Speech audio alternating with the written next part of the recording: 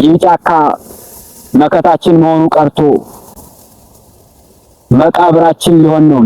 1898 ዓመተ ምህረት ምድር በጭጋግ ተከናንባ ሰማዩ በቁጣ ሲናወጥ ታሪክ አዲስ ምዕራፍ ሊወልድ አምጦ ነበር።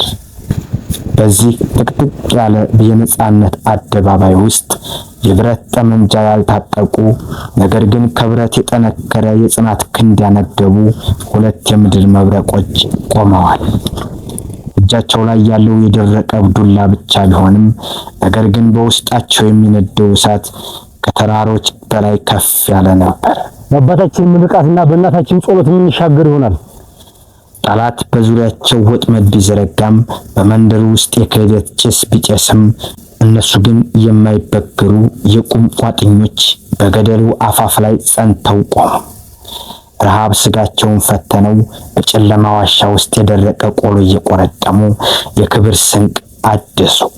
ምክንያቱም ያውቃሉ በባርነት ከሚበላ የሰባ ከብት በነጻነት የሚታኘከው የደረቀ ፍሬ አጥንትን ያጠነክራል ይላሉ። ናፍቆቷ በውስጤ እንደ እሳት ነደደብኝ። የነፋሱ ኃይል የዱላ መብረቅ ሆነ። ብልሃት ከጉልበት ቀደመ።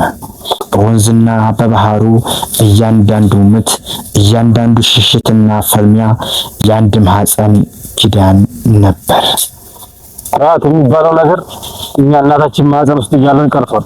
እናም ፀሐይ ስትጠልቅ ብርሃን በኮረብታው ላይ ፈሰሰ። ሁላቸውም ወደ ሰማይ ከፍ ብለው ሲቀሩ ምድር ምስክርነቷን ሰጠች።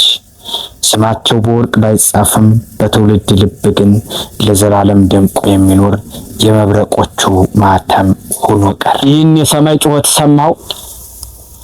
መሬት እኮ ተሰንጥቆኛን የሚውጠን ይመስል። መብረቆቹ አዲስ ተከታታይ ፊልም ዘወትር ሮብ 5 ሰዓት ላይ በታዲ ቲቪ ዩቲዩብ ቻናል ይከታተሉ።